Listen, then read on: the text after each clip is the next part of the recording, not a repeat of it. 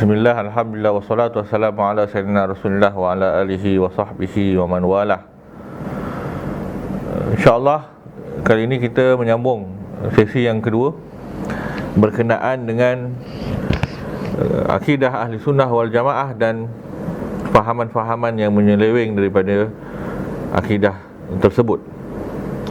Sebelum kita pergi lebih jauh, sebelum ni kita dah memulakan dengan memahami kebenaran dan ilmu. Maknanya kebenaran itu ada dan mengetahuinya boleh berlaku walaupun di tahap-tahap yang tertentu. Kemudian kita pergi kepada perbahasan yang kedua berkenaan dengan pengetahuan. Pengetahuan, apa yang manusia tahu? Apa yang manusia tahu?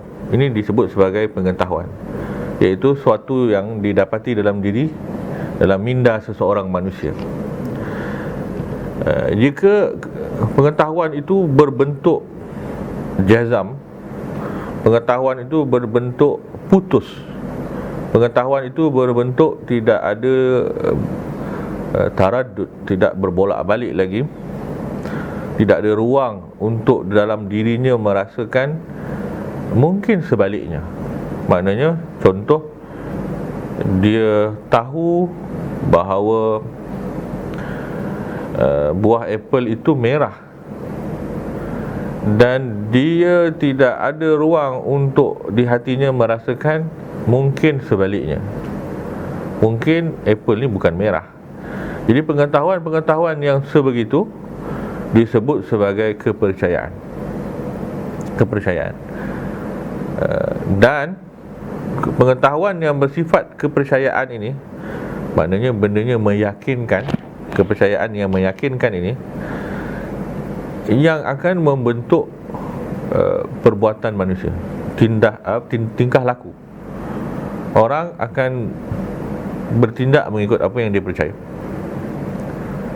Maka pengetahuan yang bersifat meyakinkan, pengetahuan ini akan membentuk tindakan. Orang akan buat berdasarkan apa yang dia percaya.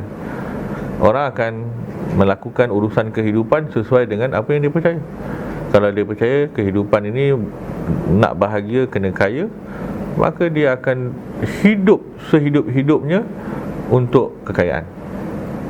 Orang kalau percaya bahawa inilah kehidupan satu-satunya, nanti mati semua orang dah selesai, maka dia akan memanfaatkan hidupnya untuk kehidupan dunia sahaja, tidak sampai kepada kematian ataupun lepas kematian. Disebut zalika mablaghuhum fil ilmi. Itu kemuncak ilmu mereka sampai. Kan? Itu kemuncak ilmu mereka sampai. Mereka tidak pergi jauh daripada itu. Itu kepercayaan.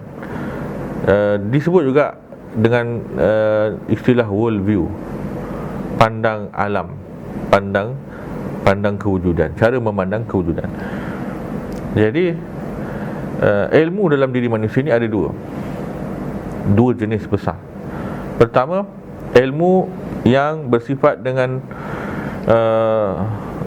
fundamental ataupun bersifat asas, ilmu asasi. Dia disebut sebagai pengetahuan yang fundamental, principle knowledge, mendasar dalam kehidupannya. Pengetahuan ini akan membentuk tindakannya dan membentuk segala perilaku. Dan pengetahuan jenis kedua ialah pengetahuan immediate ataupun pengetahuan segera, pengetahuan biasa. Pengetahuan biasa ini menjawab persoalan-persoalan biasa yang tidak menentukan nilai, yang tidak menentukan corak kehidupan dan sebagainya. Ini ialah kehidupan yang pengetahuan yang biasa. Seperti hari ini aku nak makan apa, makanlah apa pun, tidak menentukan nilai dirinya. Kalau aku tak makan Maggi, maknanya hidup aku ni malang. So pengetahuan ini ialah pengetahuan biasa.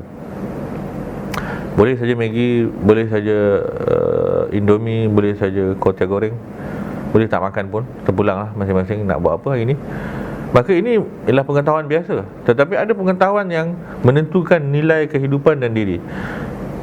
Dan ini disebut selalunya pengetahuan asasi ataupun fundamental knowledge, kerana dia menjawab persoalan asasi.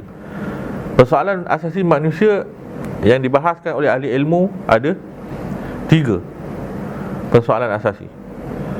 Orang sebut mudah dalam bahasa Arab dia min aina ila aina wa limaza. 3. Min aina, kita ni dari mana? Kan? Ila aina, kita ni ke mana dalam kehidupan? Wa limaza, kenapa kita hidup? Jawapan-jawapan bagi persoalan-persoalan ini dalam diri insan ialah pengetahuan asasi. Saya ni dari mana? Kenapa saya ni, macam mana saya boleh muncul dalam hidup ini? Menjawabnya ialah persoalan asasi. Lepas mati ni ada jadi apa?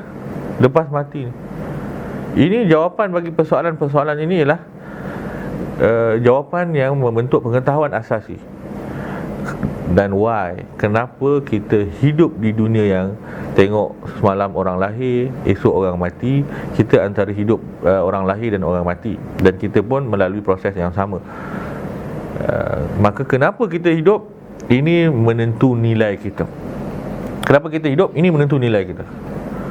Jadi pengetahuan terhadap dari mana, pengetahuan terhadap ke mana, dan pengetahuan terhadap kenapa, ini menjawab persoalan yang besar. Dan inilah yang disebut sebagai akidah, kepercayaan. Selalunya jawapan-jawapan ini akan membentuk kepercayaan.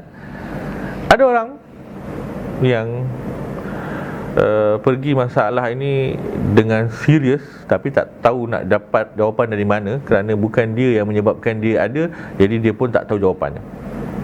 Kalau dia kata mak ayah dia yang menyebabkan dia ada, mak ayahnya dari mana? Kan? Dia pergi ke mana mak ayah? Pergi kepada atuk dari mana? So and so on lah. Dan mati, tak ada orang pun boleh bagi tahu lepas mati dia pergi mana. Kita paling tengok pun orang mati tanam dalam kubur ataupun kena bakar, kan? Ada yang bakar, ada yang tanam. So kita pun tak tahu lepas itu.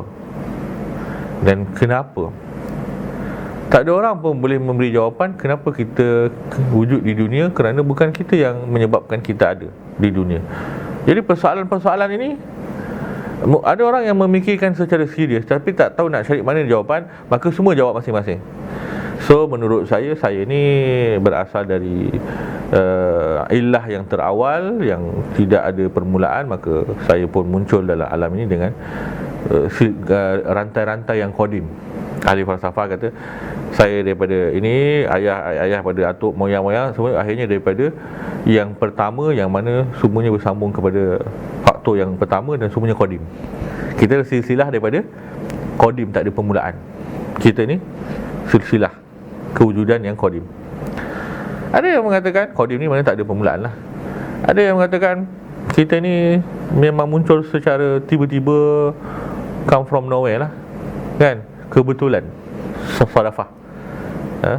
Sarfah maknanya tiba-tiba je ada. Macam Big Bang meletup. Kenapa meletup? Tiba-tiba je meletup. Dia ada energy, dark energy. Dia ada tenaga gelap muncul. Semua orang pergi ke arah ke belakang tapi tak nampak kat mana kita nak pergi ni. Itu yang serius. Tapi dengan akal tak boleh jawab. Akhirnya ada sebahagian yang tak serius, tak nak fikir, tak kisahlah dari mana, kan? Hidup lah. Hidup, mati tak kisahlah mati, yang penting hidup. Ada orang yang meninggalkan untuk mencari jawapannya. Ada orang cari jawapan dan tak jumpa-jumpa. Tetapi akal semua sepakat bahawa persoalan ini mesti dijawab. Inilah yang menentukan nilai.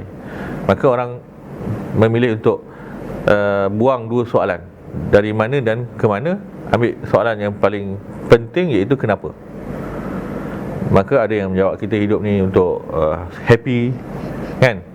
Maka dijawab oleh ahli falsafah lah. Ada yang mengatakan semua orang hidup untuk bahagia. Semua orang hidup untuk bahagia. Dan kita setuju, dalam Islam kita setuju hidup untuk bahagia. Tetapi apa yang membahagiakan kita? Okey, di sini orang bahas. Ada yang mengatakan yang membahagiakan kita ialah dengan kita buat baik. Yang membahagiakan kita ialah kita buat baik. Ini falsafah akhlakiyah yang dirintis oleh Socrates kan antaranya. Kemuncak kebahagiaan seseorang apabila boleh berakhlak mulia. Kemuncak kebahagiaan seseorang ialah apabila boleh berakhlak mulia. Kita buat baik, kita happy. Kita buat baik, kita happy. Okey. Itu kemuncak akal. Ada yang mengatakan kita happy dengan mengikut pleasure, keseronokan. Itu happy. Maka ini mendasari hedonisme dan sebagainya, yang mengatakan kemuncak kenapa kita kena hidup ialah kita untuk happy. Kemudian ada juga yang mengatakan kemuncak kepada kebahagiaan ialah tahu sesuatu, tahu kebenaran. Ini yang didasari oleh Aristotle dan sebagainya. Pengetahuan ialah kemuncak kepada kebahagiaan. Dalam diri kita ada unsur fizikal dan ada unsur intelektual. Maka yang membahagiakan kita apabila kita memberi intelektual kita makanan. Jadi makanan intelektual ialah ilmu. Jadi ada yang mengatakan okey, kita tahu maka kita bahagia. Tetapi Islam mempunyai jawapan yang lebih besar. Islam mempunyai jawapan yang lebih besar, dan Islam mempunyai jawapan yang lebih luas dan lebih sempurna. Kita meraihkan jawapan dari mana, kita menjawab ke mana, dan kita jawab kenapa. Dan mengetahui ketiga-tiga ini, inilah kepercayaan. Inilah akidah yang mendasari kehidupan. Sebab itu orang akan berselisih dari masalah kita ni dari mana. Orang berselisih kita ni nak ke mana. Ada yang kata kita ni mati begitu sajalah, tak ada ke mana-mana pun, jadi tanah. Ada yang mengatakan, oi tak, kita ni akan tidur macam orang tidur sampai bila-bila. Ada yang mengatakan, kebanyakan agama mengatakan kita ni akan ada akhirat, ada hari lepas kematian. Banyak agama yang ada ini. Orang agama semua percaya ada hari lepas kematian. Tetapi macam-macam pula. Ada yang kata lepas mati hidup balik, kan? Dia panggil apa? Reincarnation, kan? Mati hidup balik. Kemudian ada yang mengatakan mati akhirnya masuk syurga, masuk neraka dengan konsep masing-masing lah, dan sebagainya. Jadi Islam datang menjawab dari mana, menjawab ke mana, dan menjawab kenapa.